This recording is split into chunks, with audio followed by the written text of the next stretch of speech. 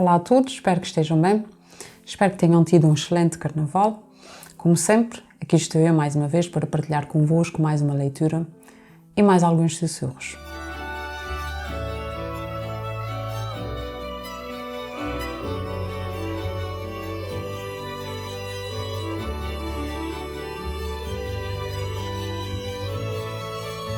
O meu nome é Malvina Sousa e hoje neste espaço, quando os livros sussurram, vou partilhar convosco um texto poético, algo que já não fazia há algum tempo, e trata-se do poema Lágrima de Preta, do qual gosto particularmente, e que integra o livro Máquina de Fogo, de António Julião, um texto poderoso e cheio de vida.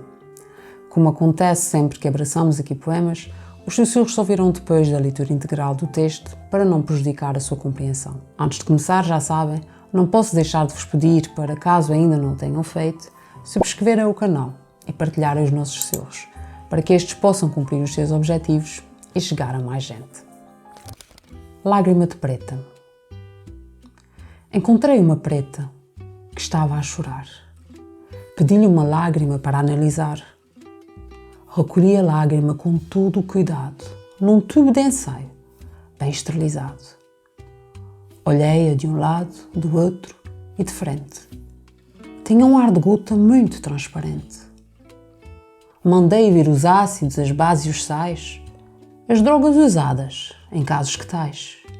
Ensaiei a frio, experimentei ao lume. De todas as vezes, dei-me o que é costume.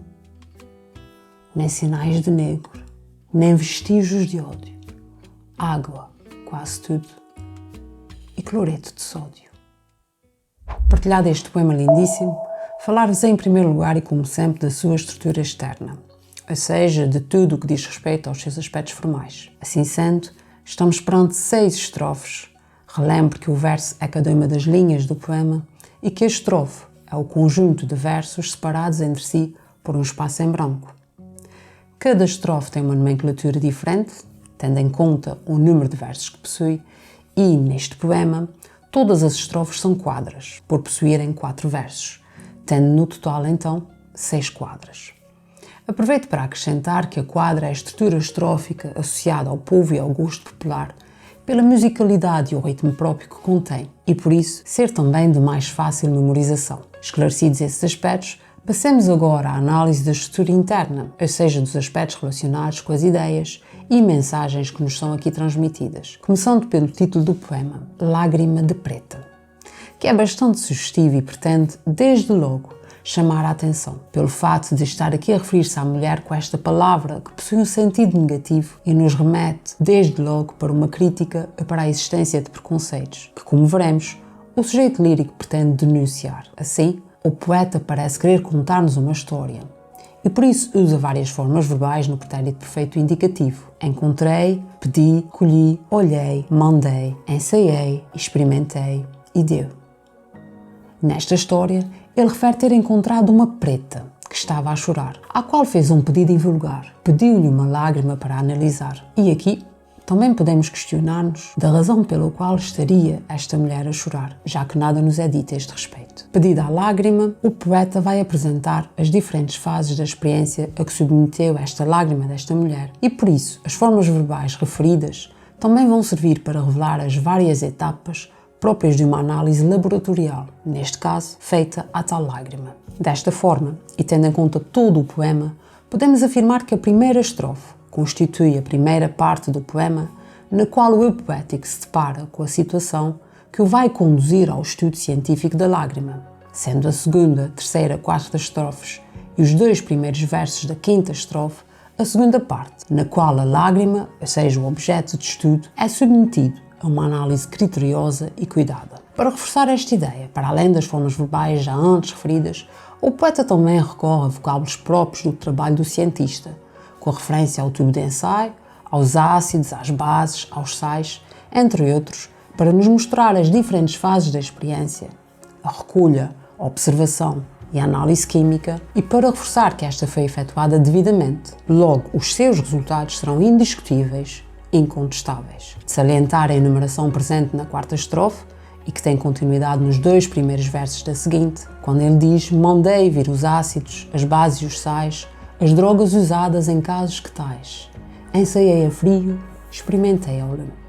Precisamente para enunciar todo o material científico utilizado e comprovar que cumpriu com o necessário para que a experiência fosse bem feita. Para o mesmo contribui a antítese, ensaiei a frio, experimentei ao lume, revelando-nos ainda que, mesmo submetida a diferentes temperaturas e repetindo a experiência para que não haja margem para dúvidas, a composição química da lágrima se manteve sempre igual. Aliás, os últimos 2 versos da 5ª estrofe e os restantes 4 da última, nos quais o sujeito poético revela as conclusões da sua experiência, mostram exatamente que a lágrima, como ele próprio diz, de todas as vezes, deu-me o que é costume. Assim, o resultado da sua experiência mostrou que esta lágrima desta mulher não tinha nem sinais de negro, sendo assim igual às outras lágrimas, nem vestígios de ódio, salientando o caráter pacífico desta mulher, quando muitas vezes a ideia que se tem relativamente a pessoas de outra raça é exatamente a contrária, ao mesmo tempo que alerta para o fato de que o ódio, esta palavra tão forte e destruidora, não deve existir entre as pessoas, e muito menos entre as raças. Salientar aqui a presença da anáfora, a repetição de uma mesma palavra ou expressão no início de um verso, e esta acontece quando se repete o nem, para reforçar que a lágrima não tem nenhuma das coisas esperadas, nem sinais de negro, nem vestígios de ódio. Mas o poeta ainda remata referindo que a lágrima é composta por água, quase tudo, e cloreto de sódio. Isto é, apresenta as provas irrefutáveis de que se trata de uma lágrima igual a todas as outras. Uma lágrima igual à de qualquer pessoa, independentemente da raça. Desta forma, verificamos que este poema, de uma forma genial, não só apresenta resultados de uma experiência laboratorial, mas, sobretudo, constitui um grito de luta contra o racismo, sendo também uma lição para a humanidade. Depois de analisada a lágrima, esta não tem nem sinais de negro nem de ódio, provando que o conceito de raça e das diferenças entre as diferentes raças não tem valor nenhum a nível científico. Rómulo de Carvalho, cujo pseudónimo é o de António Gedeão, mais uma vez, abraçando a poesia e a ciência, algo que acontece tanto na sua poesia, na qual deixa marcas da sua formação em ciências físico-químicas, dá-nos uma lição de vida e de esperança, denunciando o racismo, os preconceitos e mostrando-nos como devemos aceitar as diferenças dos outros, já que somos todos iguais.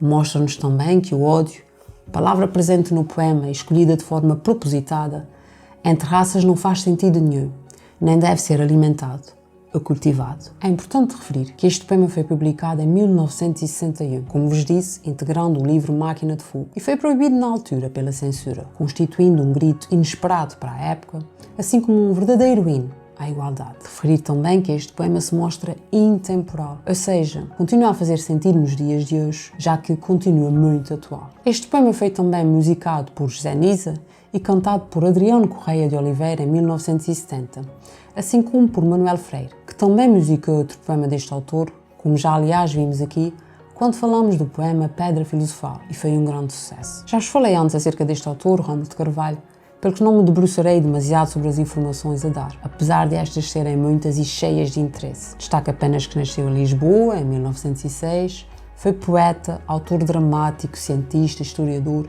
e formou-se em Ciências Físico-Químicas pela Universidade do Porto. Com base na sua formação e com o seu nome próprio, Rómulo de Carvalho, é autor de numerosos volumes de divulgação de cultura científica, bem como de vários manuais escolares.